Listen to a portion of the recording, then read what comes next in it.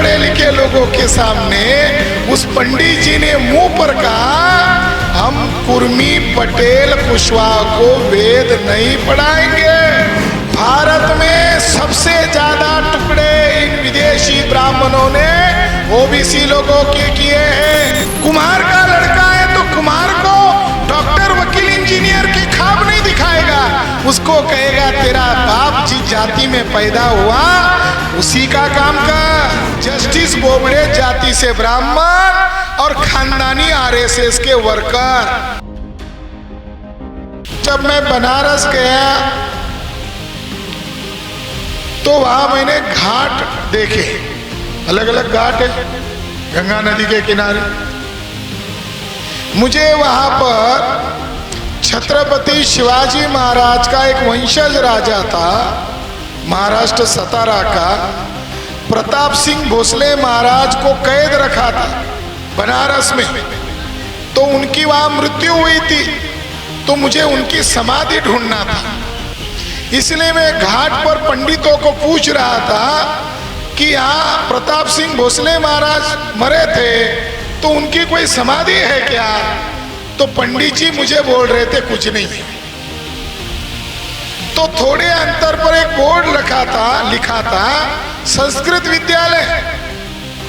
तो मेरे साथ कुछ मौर्य लोग थे, कुशवाहा लोग थे, कुर्मी पटेल लोग थे, तो मुझे लगा यह पढ़ाई की जाती है तो शायद ये लोग हमें बताएंगे। तो वहां हम गए, पंडित जी माला जप रहे थे, थोड़ी देर तक बात ही नहीं किया। फिर पंडित जी को हमने पूछा ऐसा ऐसा मामला है, तो ऐसे ऐसी मुंडी हिलाए। बाद में कहा मुझे मालूम नहीं। अरे 15 मिनट तक हम ऐसे ही बैठे रहे, अब मुंह खोलेंगे तब मुंह खोलेंगे। फिर मैंने मेरे साथी जो थे सिद्धांत मौर्य, इनको कहा कान में, ब्राह्मण देखो आज हमारे पढ़े लिखे लोगों को इतना टाइम किल किया, मगर जानते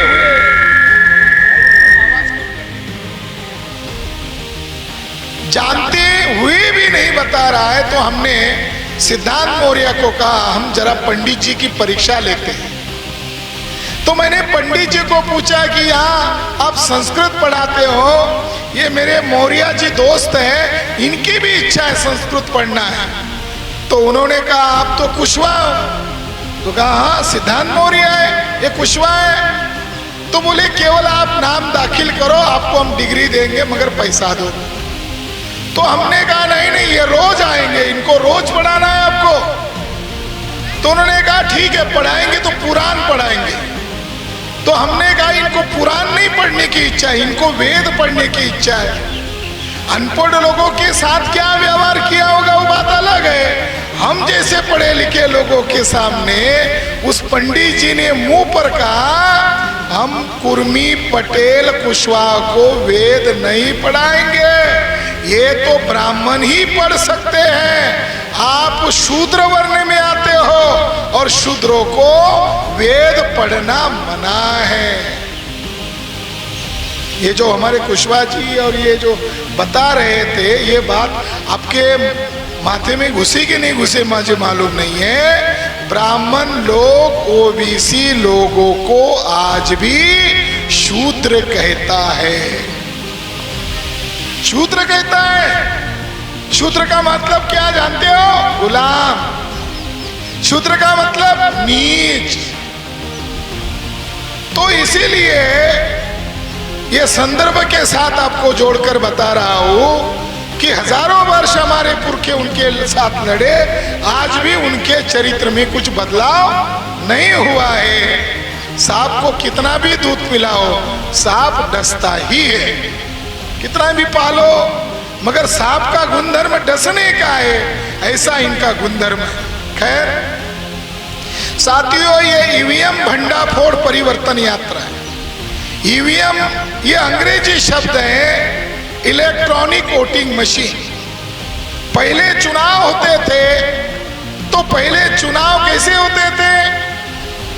तो लोगों के सामने पर्ची होती थी, स्याही लगाई जाती थी, और जिस कैंडिडेट को, जिस उम्मीदवार को वो वोट देना चाहते थे, उसके सामने अब ठप्पा लगाते थे। पुरानी सिस्टम ऐसी थी। मगर कांग्रेस ये ब्राह्मणों की पार्टी है। उन्होंने 1986 में पार्लियामेंट के अंदर एक विधेयक लाया कि अगले आने वाले दिनों में चुनाव ईवीएम मशीन से करो। यानी प्रस्ताव लाया कांग्रेस ने। अटल बिहारी वाजपेयी नेता थे, उन्होंने समर्थन दिया, और कम्युनिस्ट पार्टी थी, उन्होंने समर्थन दिया। यानी एक ब्राह्मण ने प्रस्ताव रखा, दूसरे ब्राह्मण ने समर्थन दिया। ऐसा क्यों? क्योंकि ये जो संविधान है, भारत का जो संविधान है, इस संविधान में हमारे लोगों को एक अधिकार दिया। वो अधिकार है वोट का अधिकार। हम लोगों को जो अधिकार मिला है, वोट का अधिकार। वोट का अधिकार का मतलब क्या है? 26 जनवरी 1950 में संविधान लागू हुआ। 25 जनवरी 1950 में, यानी एक दिन पहले तक कौन सा राज लागू था? मनु का राज लागू था, ब्राह्मण का राज लागू था। उसमें ये कहते थे ब्राह्मण कि राजा पैदा होगा तो रानी के कोख से पैदा होगा। राजा पैदा कहां से होगा? रानी की कोख से पैदा होगा। मगर संविधान ने कहा, संविधान निर्माता ने कहा, अब रानी की कोख से राजा पैदा नहीं होगा, क्योंकि राजा और रानी की नसबंदी कर दी गई है। अब रानी की कोख से राजा पैदा नहीं होगा। अब राजा कहां से पैदा होगा? उम्र 18 उम्र 21 उम्र की लड़के लड़कियां, प्रौढ़ जनता बाहर निकलेगी और उनको जिसको वोट देना है अपने चहीते उम्मीदवार को वोट देगी और अपने नेता को चुनेगी। यानी अब राजा कहां से चुनता है? बैलेट बॉक्स से। वो जमाना चला गया। फिर ब्राह्मणों ने देखा कि एससी यानी अनुसूचित जाति, एसटी यानी आदिवासी, ओबीसी में तो एक कुशवाहा है। ओबीसी के लोगों को मालूम ही नहीं है कि हमारी कितनी जातियों में टुकड़े की। ओबीसी को मालूम ही नहीं कि उनकी जातियां कितनी हैं। अब गांव देहात के लोगों, आपको बताना चाहता हूं, भारत में सबसे ज्यादा टुकड़े इन विदेशी ब्राह्मणों ने ओबीसी लोगों के किए हैं। ओबीसी की जातियां 4743 है, यानी 4500 जातियां ओबीसी की है। अगर एक नाम से रहते तो शासक हो जाते। तो साथियों, हमारे लोगों को वोट का अधिकार मिला, ब्राह्मण को भी वोट का अधिकार मिला, मगर ब्राह्मण की हालत पतली हो गई। 1950 के बाद, संविधान लागू होने के बाद, वो लोग हाथ में कटोरा लेकर चुनाव के दरमियान लोगों के पास जाकर वोट की भीख मांगने लगे। वोट की भीख मांगने लगे क्योंकि उनके पास वोट नहीं है। वोट किनके पास है? वोट हमारे पास है। वोट ओबीसी के पास है, वोट शेड्यूल कास्ट के पास है, वोट आदिवासियों के पास है।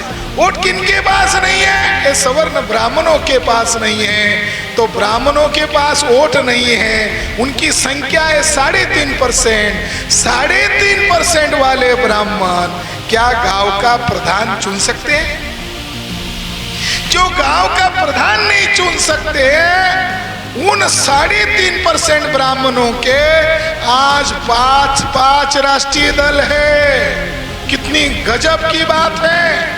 जो गांव का प्रधान नहीं चुन सकते, लोकतंत्र में उनकी हालत कटोरा लेकर भीख मांगने वालों की है। मगर आज इनकी हालत क्या है? वो 5 राष्ट्रीय पार्टियां हैं। ओबीसी की एक भी राष्ट्रीय पार्टी नहीं, एसटी की एसबी राष्ट्रीय पार्टी नहीं, माइनॉरिटी की तो मुसलमान की है ही नहीं।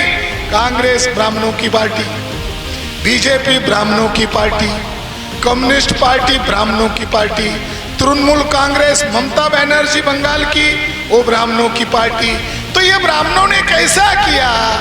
तो ईवीएम आने के पहले चुनाव नजदीक आते थे, फसाद करते थे, फसाद करते ही हिंदू मुसलमान में समाज विभाजित होता था। इसका मतलब है अनुसूचित जाति, जनजाति, ओबीसी, इनको हिंदू बनाने का तरीका था फसाद, और चर्चा मुसलमान की करते थे, और एससी एसटी ओबीसी का वोट लेने के लिए हिंदू नाम का कार्ड खेला जाता था। मगर 2004 साल आया, 2004 में कांग्रेस ने ईवीएम घोटाला किया। ईवीएम मशीन से पहली बार चुनाव हुआ लोकसभा का, और उसमें कांग्रेस पूर्ण बहुमत से चुनकर आई। 2009 में फिर से ईवीएम से चुनाव करवाया, फिर दोबारा कांग्रेस 2009 में चुनकर आई। फिर बीजेपी के लोगों को लगा, पहले तो एक बार वो आते थे, बाद में हम आते थे। हमारे लोग भजन गाते हैं ना, हमारे गांव देहात के लोग, तो एक प्रसिद्ध भजन होता है, राजा राम सीताराम। तो कांग्रेस कौन है? राजा राम। बीजेपी कौन है? सीताराम। तो भजन की तरह यह है, राजा राम आता है, सीताराम जाता है, फिर सीताराम आता है, राजा राम जाता है। ये राजा राम सीताराम जा रहा था, फिर सीताराम को लगा मुझे आना था, जैसे तय हुआ राजा राम ही आया था, अब उसके बाद मुझे आना था, मगर फिर राजा राम आया। सीताराम को डाउट हुआ कैसे आया, तो उनको लगा ईवीएम को जांचना होगा, और दक्षिण भारत का ब्राह्मण सुब्रमण्यम स्वामी कोर्ट का दरवाजा खटखटाया, और कोर्ट में उसने केस दाखिल किया। सुब्रमण्यम स्वामी साउथ इंडिया का ब्राह्मण, उसने ईवीएम को लेकर कोर्ट में केस दायर किया, और उसको सबूत मांगा, वो सबूत पेश किया, और आखिर में 8 अक्टूबर 2013 को सुप्रीम कोर्ट के जज महोदय ने अपना फैसला सुनाते हुए कहा, ईवीएम मशीन में गड़बड़ी करना 100% संभव है।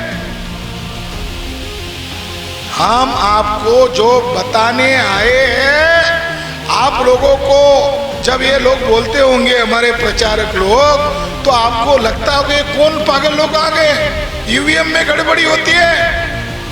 हम नहीं कह रहे, सुप्रीम कोर्ट कह रहा है कि ईवीएम मशीन से पारदर्शी, निष्पक्ष और भयमुक्त चुनाव नहीं हो सकते। ये कौन कह रहा है? सुप्रीम कोर्ट कह रहा है।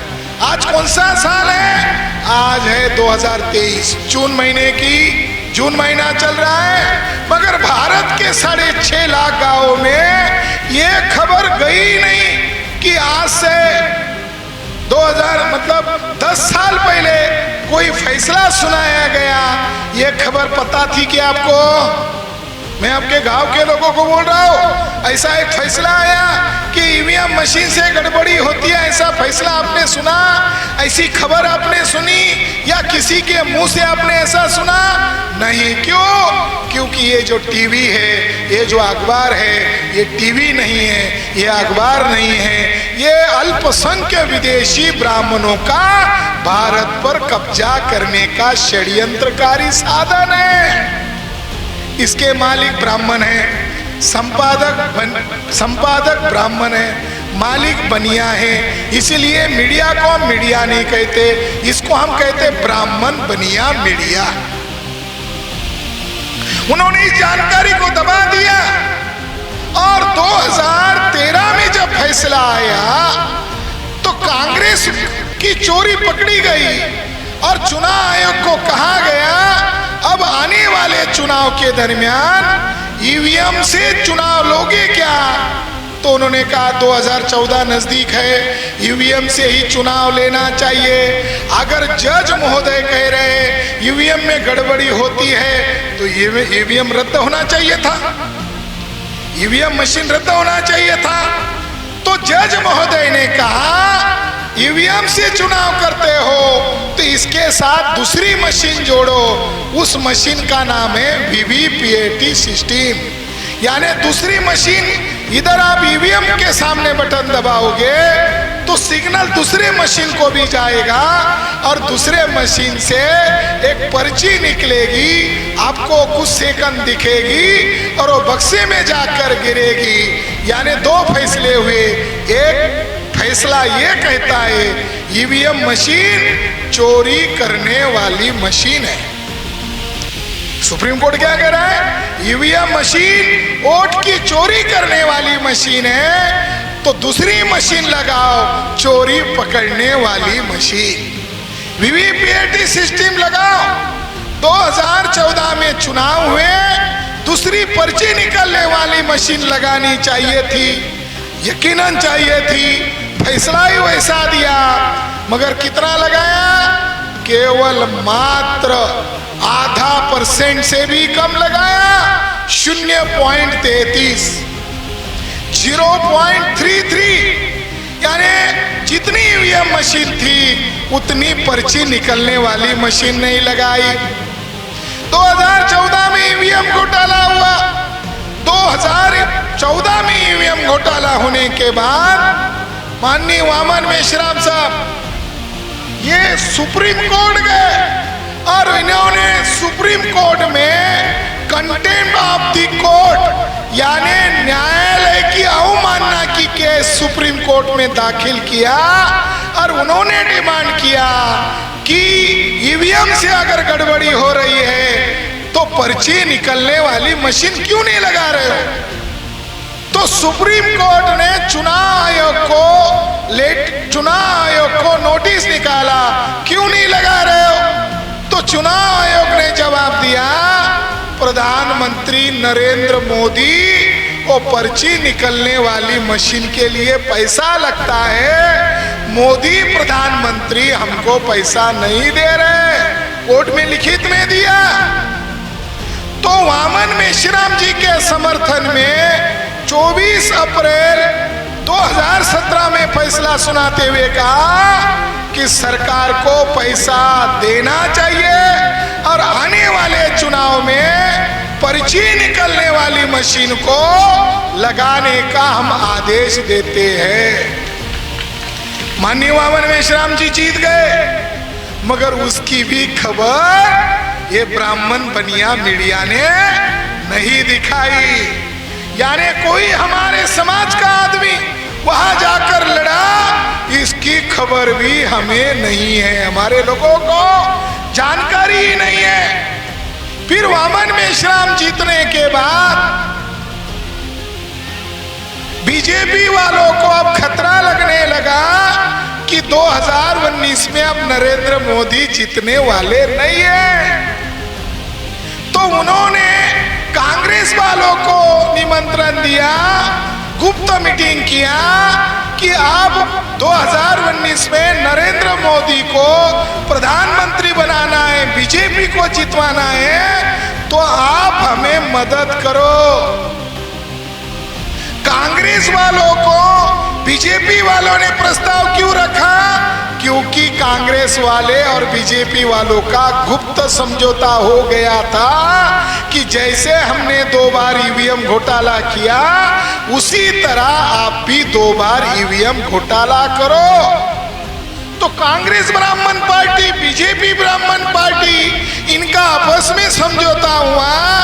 तो कांग्रेस वाले ने बीजेपी वालों को कहा, अरे न्यायपालिका आपके हाथ में, चुनाव आयोग आपके हाथ में, हम क्या मदद करें? तो उन्होंने कहा कि वामन मेश्राम जीत गए, तो आप क्या करो, आप दूसरी केस लेके जाओ और समाज को गुमराह करो। तो विपक्ष यानी कांग्रेस और अन्य नेताओं ने क्या डिमांड किया कि अगर 2019 में चुनाव होता है तो पर्चियां जितनी निकलती है उसमें से 50% पर्चियों की गिनती कराओ, मिलान करो। वामन मेश्राम के समर्थन में 100% गिनती का फैसला आया और ये बदमाश पार्टियां डिमांड करने लगे 50% की गिनती करो। खेल समझ में आ रहा है? यानी कांग्रेस के लोगों ने नेतृत्व करते हुए कहा 50% मिलान कराओ और अभी अभिषेक मनु सिंघवी जो ब्राह्मण है और कांग्रेस का बड़ा नेता है, प्रवक्ता है, वो कोर्ट में जाकर केस दायर किया कि 50% मिलान करो। अब कोर्ट में जो बैठा हुआ जज है उसका नाम है अभिषेक मनु सिंघवी, जिसका नाम है जस्टिस गोगोई। वकील है अभिषेक मनु सिंघवी और जज का नाम है जस्टिस गोगोई। मगर गोगोई का हो गया कि उसके ऊपर एक महिला ने आरोप लगाया और वो आरोप था कि जज साहब ने मेरा यौन शोषण किया। जज के ऊपर एक महिला ने आरोप लगा दिया था, तो जज की इंक्वायरी लगाई और जज की इंक्वायरी दूसरे नंबर के जज के द्वारा लगाई। उस जज का नाम है जस्टिस बोबड़े। जस्टिस बोबड़े जाति से ब्राह्मण और खानदानी आरएसएस के वर्कर। अब उन्होंने उनकी क्या जांच की अभी तक सार्वजनिक नहीं किया है, मगर उनका आपसी समझौता हुआ और उनको ये धमकाया गया हमको जैसा फैसला चाहिए वैसा आपने फैसला नहीं दिया तो हम आपको नंगा कर देंगे। शायद जज महोदय को धमकी दिया। जज ने अपनी इज्जत बचाने के लिए उनको जैसा फैसला चाहिए उसमें हाँ में हाँ भर दिया। मगर जिस महिला ने आरोप लगाया उस महिला की भी जांच की गई। वो दूसरे जज थे, उनका नाम है जस्टिस पटनायक। पटनायक ने उस महिला की जांच की, जांच में उसको निर्दोष घोषित किया और जस्टिस बोबड़े ने जस्टिस गोगोई को निर्दोष घोषित किया।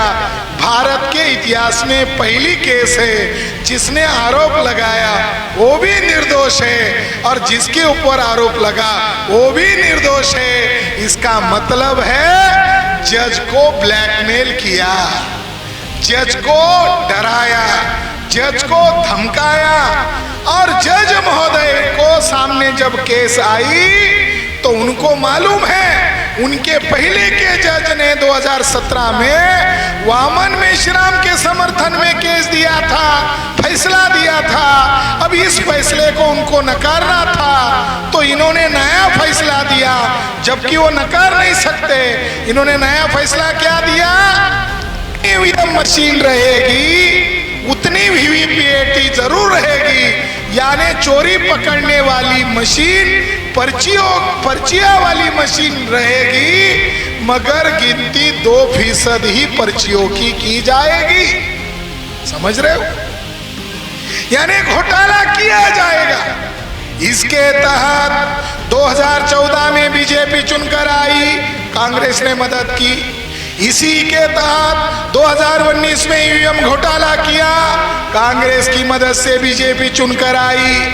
अब कर्नाटक में कांग्रेस चुनकर आई क्योंकि 2024 का चुनाव आरएसएस को जीतना है, तो बड़ा लक्ष्य हासिल करने के लिए लोगों को गुमराह करना जरूरी है। तो कर्नाटक में कांग्रेस को जितवाया ताकि लोगों का यकीन रहे ईवीएम सही है।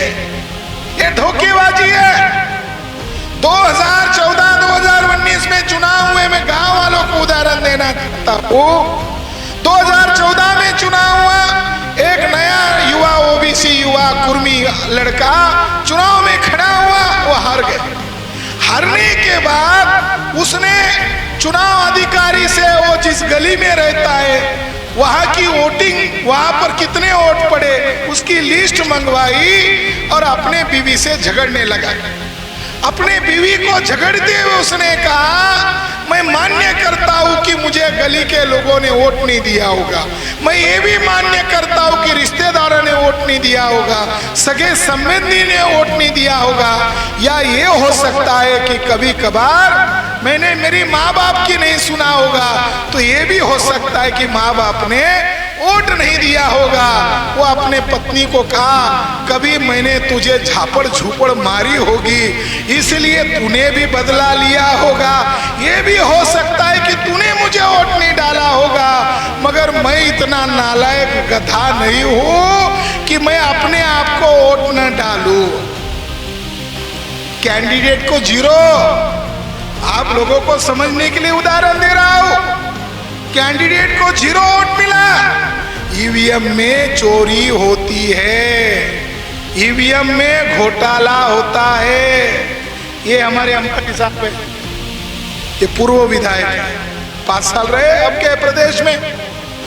तो इन्होंने कल की सभा में, परसों की सभा में हमारे लोगों के सामने कहा, मैं तो जीत गया था मान्यवर कांशीराम जी का अनुयायी होने के कारण, बाद में वो पार्टी में घुस गए पंडित सतीश मिश्रा, फिर मैंने उस पार्टी को ही छोड़ दिया। जिसके साथ हमारा झगड़ा है अब उसी के आदेश पर मैं नहीं कर सकता, फिर मैंने छोड़ दिया। और 2019 में इन्होंने कहा मैं निर्दलीय खड़ा हुआ, बराबर उपचुनाव में निर्दलीय खड़े हुए, तो इन्होंने कहा मैं हार गया। मगर मैं अचंभित हो गया कि मेरे घर के अपने वोट, मेरी पत्नी, मेरे लड़के और उनकी बीवी यानी बहू, इनकी ऐसे 7 वोट है, तो मुझे 7 वोट में तो कम से कम 7 पड़ने चाहिए मेरे अपने। तो इन्होंने कहा मुझे 1 ही वोट पड़ा, 1 वोट मिला केवल। 7 वोट में से अपने सगे में से केवल 1 वोट पड़ा।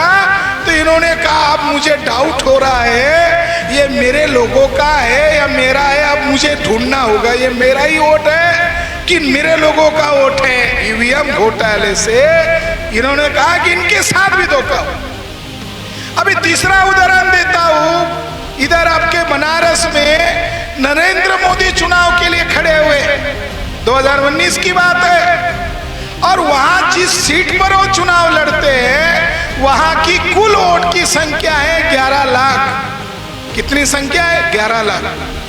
अब कभी 100% वोट नहीं पड़ते, 11 लाख के 11 लाख वोट की संख्या होती है, 55% वोट डाले गए या 60% वोट डाले गए। मगर मान लो 11 लाख भी डाल दिए गए, जब वोट की गिनती की गई तो उसमें ज्यादा वोट निकले 1,87,000, यानी कुल वोट थे 11 लाख, मगर जब वोट की गिनती की गई ईवीएम मशीन की तो कुल वोट कितने निकले? 12,87,000। ये नरेंद्र मोदी का कमाल, जिसको ये नरेंद्र मोदी प्रधानमंत्री कहते हैं, ये ईवीएम के द्वारा चुने गए प्रधानमंत्री है, लोगों के वोटों से नहीं, डाका डालकर चुने गए प्रधानमंत्री है। ये नाजायज सरकार है, जायज सरकार नहीं है, मगर हमारे लोगों को पता नहीं है। अभी हाल ही में चुनाव हुए आपके उत्तर प्रदेश में, मेयर के चुनाव हुए, साइकिल चुनकर आई? नहीं आई। हाथी चुनकर आया? नहीं आया। कौन चुनकर आया? सारे के सारे सीट भाजपा चुनकर आई, 17 के 17 सीट। कौन सा 3 मारा? एक गोरखपुर एरिया में वहां की चुनाव के लिए एक काजल निषाद नामक एक लड़की, एक महिला चुनाव के लिए खड़ी थी। वो रो रो कर कह रही है कि मैं जिस सीट पर चुनाव के लिए खड़ी हूं वहां कुल वोटों की संख्या है 3,64,000। कितनी वोटों की संख्या है? 3,64,000। मगर जब वोट डाले गए और वोटों की गिनती की गई तो खुद उम्मीदवार कह रही है गिनती में कितने वोट निकले?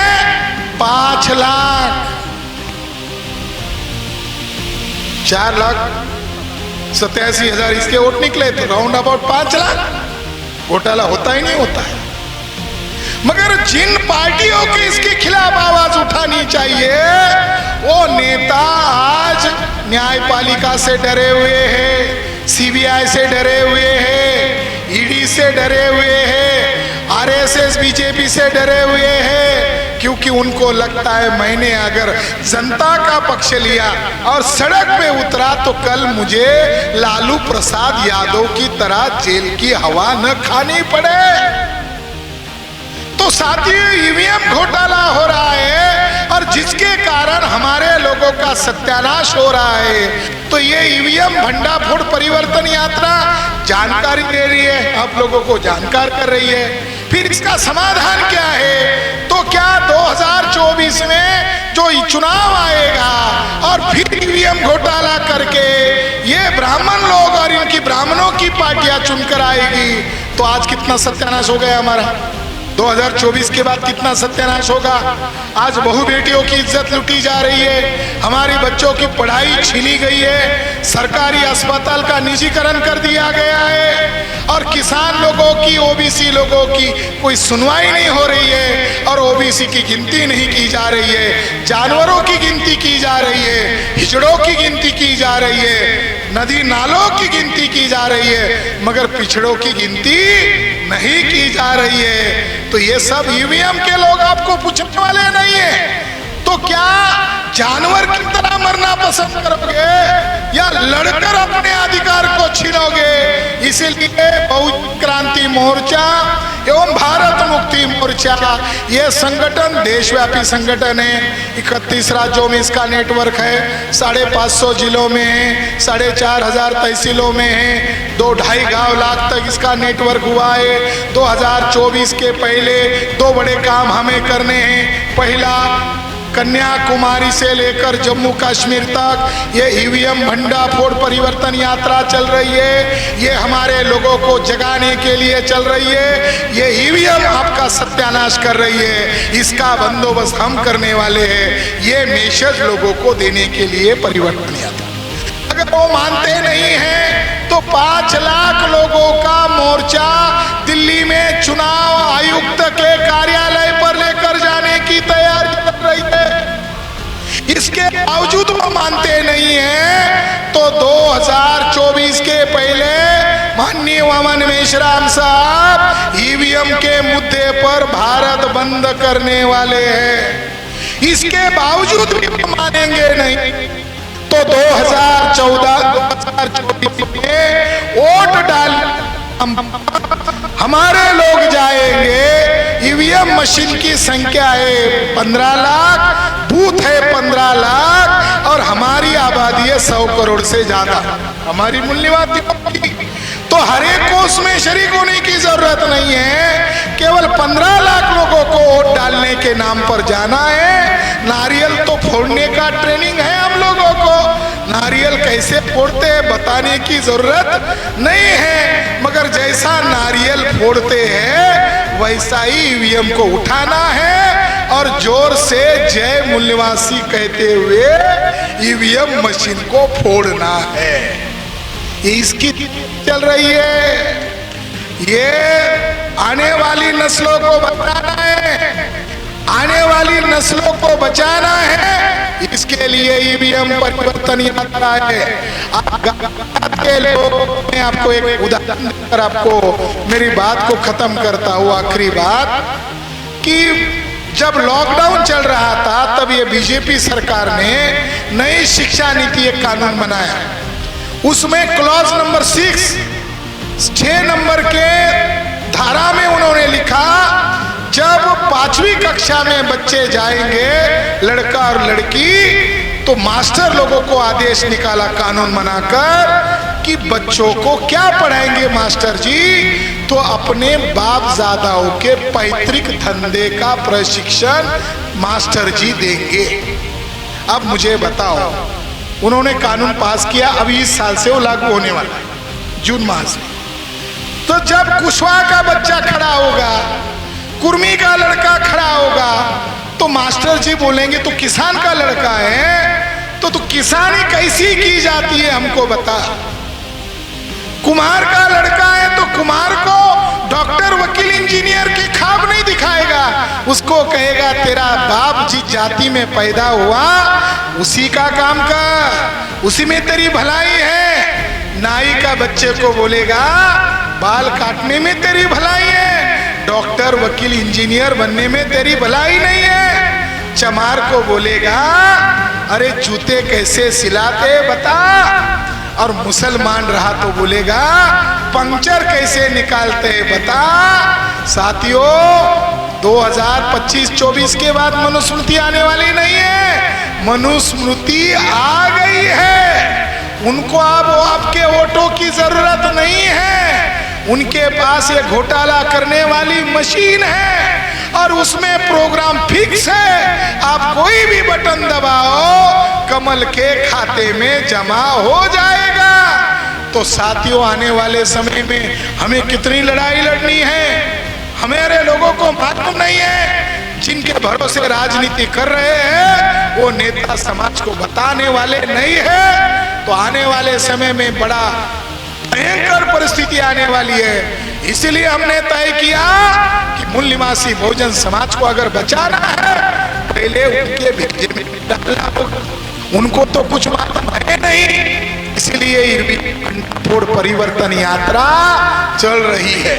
ब्राह्मणों से लड़ना होगा। हमारे पुरखों की लड़ाई 3.5% ब्राह्मणों से थी। आज हमारी लड़ाई इन 3.5% ब्राह्मणों के साथ है। और ब्राह्मणों का खून, ब्राह्मणों का डीएनए भारत में नहीं मिला। ब्राह्मणों का डीएनए दूर देश में वेस्ट यूरेशिया में मिला। ब्राह्मण लोग भारत के मूल निवासी नहीं है। हम बहुजन समाज के लोग 6.5 टुकड़े में बांटे गए लोग भारत के मूल निवासी हैं। इसलिए हमें हताश, मायूस, निराश होने की जरूरत नहीं है। लोगों को जगाने की जरूरत है। आप लोग शातिर लोग हो। बुद्धा ने सारनाथ में प्रवचन दिया था, बहुजन हिताय बहुजन सुखाय। 5 ही लोग मिले थे। बुद्धा को कितने मिले? 5 ही लोग मिले थे। आज बुद्ध दुनिया का है, मगर आज हमारे बुद्ध मालूम नहीं है। फिर से वही बहुजनों को का कार्यक्रम आप लोगों को करना होगा। यही उम्मीद और आशा हुए मैं मेरी बात को विराम देता हूँ। धन्यवाद। जय भीम, जय मूल निवासी।